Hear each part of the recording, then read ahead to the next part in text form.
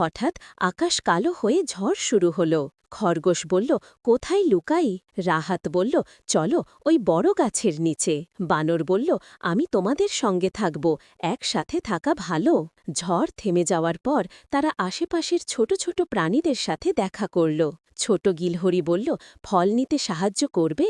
রাহাত বলল, অবশ্যই। খরগোশ বলল, দেখলে, বন্ধু থাকলে সব সহজ। বানর বলল, হ্যাঁ, একা সব করা ঠিক না। সবাই শান্ত হয়ে বসেছিল।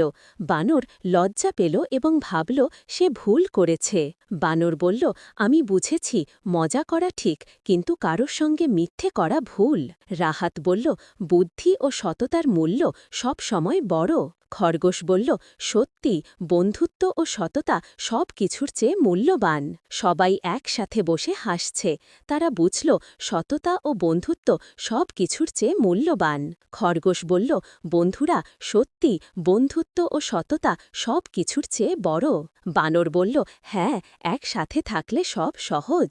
দর্শকরা, আমাদের নতুন চ্যানেলটি সাবস্ক্রাইব করুন এবং বেল আইকনটি বাজাতে ভুলবেন না, আরও মজার গল্প ও অ্যাডভেঞ্চারের জন্য। ধন্যবাদ সবাইকে।